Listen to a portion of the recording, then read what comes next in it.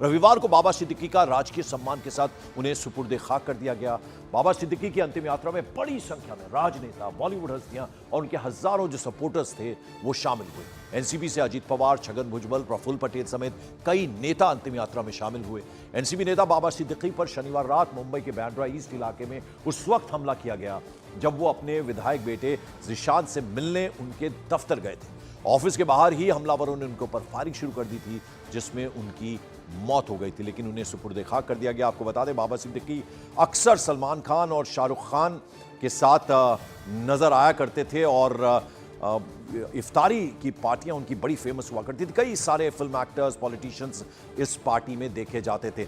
विवेक गुप्ता और आनंद तिवारी लगातार हमारे साथ बने हुए हैं। विवेक, और क्या अपडेट इस पूरे मामले में अब तक?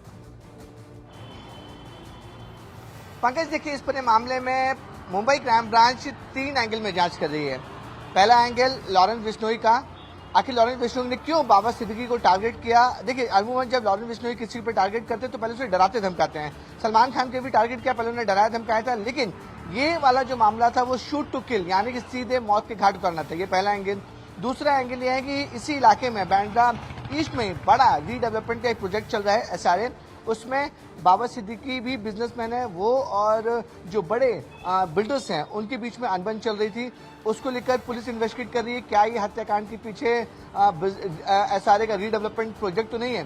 दूसरा है कि बिजनेस राइवलरी, क्योंकि बाबा सिद्दीकी एक राजनेता के साथ साथ मुंबई के बड़े बिजनेसमैन भी थे। क्या बिजनेस राइवलरी के पीछे हो सकती है? तो 3 ये अहम एंगल है जिस पर मुंबई क्राइम ब्रांच के लोग जांच कर रहे हैं। देखिए, अभी तक मुंबई क्राइम ब्रांच ने इस बात की पुष्टि या ऑफिशियल कंफर्मेशन बिल्कुल नहीं दिया है कि आखिरकार इस हत्याकांड के पीछे कौन है। लॉरेंस गैंग के लोग शामिल हैं इस पर, इसलिए सवाल इसलिए भी बिंदु कनेक्ट हो रहे हैं क्योंकि जो हत्यारे हैं वो हरियाणा और यूपी के हैं। पुणे से जो अरेस्ट हुआ वो कहीं ना कहीं लॉरेंस बिश्नोई गैंग के लोगों के साथ संपर्क में था। लॉरेंस बिश्नोई गैंग इसमें एक्टिव हो सकता है, लेकिन पुलिस ने अभी तक ये ऑफिशियली कंफर्म नहीं किया है कि लॉरेंस बिश्नोई ने ही ये हत्या कराई है। 3 बिंदु हैं जिस पे मुंबई क्राइम ब्रांच जांच कर रही है और पुलिस का साफ तौर पर कहना है कि 1 से 2 दिन में इस पूरे मामले को सुलझा लिया जाएगा। बिल्कुल आनंद, अगर इस पूरे मामले को देखा जाए तो ये टारगेट किलिंग है, इसमें तो अब बिल्कुल क्लैरिटी है, यानी स्पॉट किया गया, रेकी बाकायदा की गई होगी और कहां निकलते हैं, कहां जाते हैं, इसको किस एंगल से पुलिस देख रही है। चूंकि चुनाव होने वाले हैं महाराष्ट्र में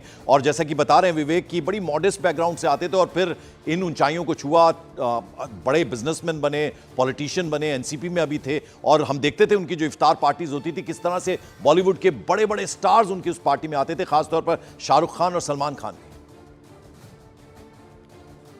देखिए पंकज, मैं यही बात आगे बढ़ा रहा था कि ये वक्त क्यों चुना गया। चुनाव से पहले का दशहरे का दिन एक त्योहार का दिन था, उस दिन बाबा सिद्दीकी को टारगेट करने के लिए आखिर क्यों वो दिन चुना गया। क्या पहले जो शूटर थे वो रेकी में नाकामयाब हो गए थे? क्या वो उन्हें वो प्लॉट नहीं मिला था कि जिसमें कि उन्हें आसानी से बाबा सिद्दीकी तक वो पहुंच पाएं और उन्हें मार पाएं? दूसरी बड़ी बात है कि अगर आप देखेंगे तो जो शूटर हैं वो महाराष्ट्र से ताल्लुक नहीं रखते हैं, उनका ताल्लुक पंजाब से है, यूपी से, हरियाणा से है। और अगर आप लॉरेंस बिश्नोई के पैटर्न की बात करें तो उसके अधिकतर शूटर जो हैं आप पूरे हिंदुस्तान में फैले हुए हैं और वो नीड टू नीड बेसिस पे जिस तरह से उन्हें काम लेना होता है वो नए नए लड़कों को हायर करते हैं। इसमें भी बहुत कम उम्र के जो 20-22 साल के जो लड़के हैं वो गैंग के साथ जुड़े और उसके बाद उन्होंने इस काम को अंजाम दिया। यही वजह है कि मुंबई पुलिस जो है हर एंगल पर अपनी तफ्तीश कर रही है। चूंकि अभी जो मेन मास्टरमाइंड इसमें जो शूटर है, एक शिव कुमार और दूसरा जिसका नाम आ रहा है जिशान अख्तर, ये लोग अभी पुलिस की गिरफ्त से बाहर हैं। इनकी गिरफ्तारी के बाद ये साफ हो पाएगा कि इन्हें आखिर कौन हैंडलर था जो इन्हें इंस्ट्रक्शन दे रहा था। ये पूरा प्लॉट तैयार किया गया और जो लोग आरोपी पकड़े गए, जो 2 शूटर पकड़े गए, उनके पास से अगर मोबाइल फोन या दूसरे इलेक्ट्रॉनिक गैजेट बरामद हुए तो उसमें किस तरह की ऐप थी, किन लोगों से वो बात करे। क्योंकि सलमान खान के घर के बाहर जब फायरिंग हुई थी तो उसमें अनमोल बिश्नोई का एक ऑडियो पुलिस के पास था जिसको चार्जशीट का हिस्सा बनाया गया था और उससे ये बात साबित होती थी कि लॉरेंस बिश्नोई ने ही सलमान खान के घर के बाहर फायरिंग कराई है। इस मामले में पुलिस ऐसे ही कोई सुराग ढूंढने की कोशिश करिए ताकि ये कंफर्म हो पाए कि इसके पीछे आखिर कौन सा गैंग है, कौन से ऐसे ऑर्गेनाइज सिंडिकेट हैं जिन्होंने कि बाबा सिद्दीकी हत्याकांड को अंजाम दिया है। ठीक, बहुत बहुत शुक्रिया इस अपडेट, इस जानकारी के लिए आनंद तिवारी आपका, और मुंबई से विवेक गुप्ता आप हमारे साथ थे, आपका भी बहुत बहुत शुक्रिया।